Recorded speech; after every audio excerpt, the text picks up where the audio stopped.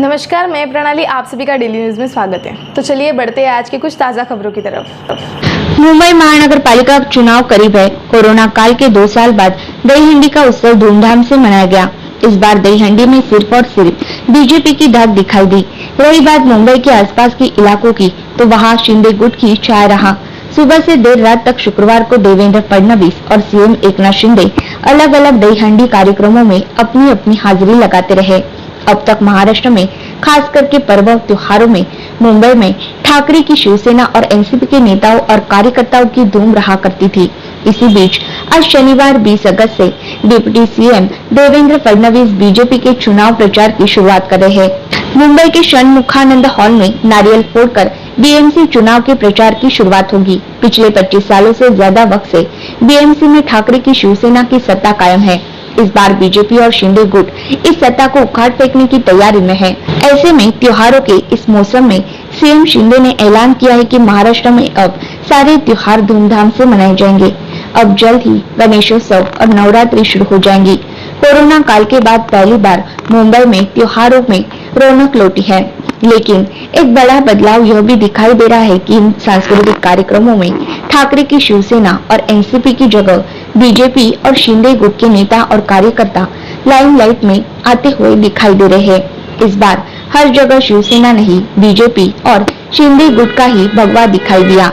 ठाणे में प्रकाश सुर्वे, घाटकोपर में राम कदम, वर्तक नगर में प्रताप सरनाईक, टेंबी नाका में एकनाथ शिंदे, रामबोरी मैदान में आशीष शेलार, ठाणे में एक और जगह शिवाजी गावड़े पाटिल इनकी मजबूत मौजूदगी दिखाई दी। महाराष्ट्र के अन्य इलाकों में भी कोल्हापुर में धनंजय महाडिक, पुणे के बांगदन में किरण दगड़े पाटिल ने धूमधाम से शिरकत की।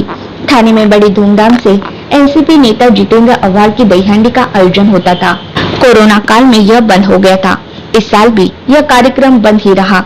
शिवसेना का गढ़ और आदित्य ठाकरे का चुनाव क्षेत्र वर्ली की जांबोरी मैदान की दही हंडी कहीं और शिफ्ट की गई। कल दही हंडी से जुड़े कार्यक्रमों में सीएम शिंदे यह बार बार कहते हुए दिखाई दे रहे थे कि 1.5 महीने पहले उन्होंने 50 घेरे वाला पिरामिड बनाकर बड़ी दही हंडी फोड़ डाली। इस पर शिवसेना की ओर से किशोरी पेडनेकर ने कहा कि मुंबई महानगर पालिका की दही हंडी उद्धव ठाकरे की शिवसेना ही फोड़ कर दिखाएगी। बीएमसी के चुनाव से पहले आंकड़ों के लिहाज से देखा जाए तो मराठी वोटरों की तादाद लगातार कम होती चली जा रही है। मराठी मानुस धीरे धीरे मुंबई से बाहर शिफ्ट होता चला जा रहा है। मुंबई में जो गुजराती और उत्तर भारतीय वोटर है, उनमें एक बड़ी तादाद हमेशा से ही बीजेपी को सपोर्ट करती आ रही है। बीजेपी की रणनीति ध्रुवीकरण की वजह से मराठी वोटर्स को ठाकरे की शिवसेना की तरफ से शिफ्ट होने रोकने रही है। इस वजह से बीजेपी ने सबसे पहले गैर मराठी मंगल प्रभात लोढ़ा को मंत्री बनाकर मुंबई के अध्यक्ष पद से हटाया और मराठा चेहरा आशीष शेलार को मुंबई बीजेपी का अध्यक्ष बनाया। इसके बाद सांस्कृतिक कार्यक्रमों में बढ़ चढ़कर हिस्सा लेकर मराठी मानुस को आकर्षित करने की कोशिश की जा रही है। इसी बीच सीएम एकनाथ शिंदे द्वारा दही हंडी को खेल का दर्जा दिए जाने और गोविंदाओं को 5% आरक्षण देने पर विपक्ष सवाल उठा रहा है। विपक्ष नेता अजित पवार ने कहा कि मुख्यमंत्री को ऐसे जज्बाती फैसले लेने से बचाना चाहिए। विपक्ष नेता अजित पवार ने कहा कि मुख्यमंत्री को ऐसे जज्बाती फैसले लेने से बचना चाहिए। जो गोविंदा हांडी फोड़ते हैं, उनमें कुछ बच्चे होते हैं, वे 10वीं पास भी नहीं होते हैं। उन्हें कौन सी नौकरी देंगे और कैसी नौकरी देंगे? इसके जवाब में बीजेपी नेता कैबिनेट मंत्री चंद्रकांत पाटिल ने कहा कि एडिशनल आरक्षण नहीं दिया जा रहा है। जो पहले से ही स्पोर्ट कोटे में खिलाड़ियों के लिए 5% आरक्षण की व्यवस्था है, उसी 5% कोटे में गोविंदा भी खिलाड़ी होने का दर्जा मिलने से आरक्षण के हकदार होंगे। उम्र सीमा और अन्य योग्यताओं के नियमों में कोई बदलाव नहीं किया जाएगा। मुंबई कांग्रेस के अध्यक्ष भाई जगताप ने कहा कि संस्कृति और खेल को आपस में मिलाए तो आगे चलकर मुश्किलें पैदा आएगी। युवा कांग्रेस अध्यक्ष सत्यजीत तांबे ने कहा कि गोविंदाओं को आरक्षण मेहनत से कंपटीशन की तैयारी करने वाले युवकों का मजाक है। महाराष्ट्र पब्लिक सर्विस कमीशन की तैयारी करने वाले कुछ छात्रों ने एमपीएससी समन्वयक समिति की ओर से इस फैसले का मजाक उड़ाते हुए कहा कि पबजी और कैंडी क्रश खेलने वालों को भी अब आरक्षण दिया जाए। आज गोविंदाचा उत्साह जो आहे तो अतिशय म्हणजे ओसंडून वाहत होता. सगळेच गोविंदा मी बऱ्याच ठिकाणी फिरलो मुंबईपासून, पण प्रत्येक ठिकाणी अगदी लाईव्ह क्राऊड होता आणि खूप जोश होता, उत्साह होता, उल्हास होता. कारण गेले 2 वर्ष कार्यक्रमावर मर्यादा होत्या कोविडमुळे, परंतु यावर्षी मात्र सर्व गोविंदांनी गेल्या 2 वर्षाची कसर भरून काढलेली दिसते. त्यामुळे सगळीकडे चांगला प्रचंड उत्साह पाहायला मिळाला. आता 1 वाजून गेले, आता देखील या ठिकाणी गोविंदा सगळे उपस्थित होते. हजारोंच्या संख्येने सर्व गोविंदा या ठिकाणी टिम्मी नाक्याला आपण पाहिलं.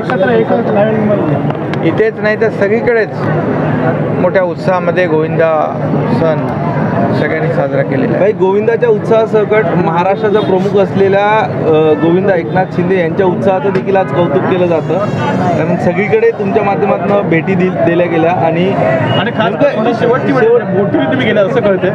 कार्यकर्ता आपण वेळ वाचवण्यासाठी, ट्रॅफिक वाचवण्यासाठी बोटीने तुमच्या या उत्साहामागचं गमक काय आहे?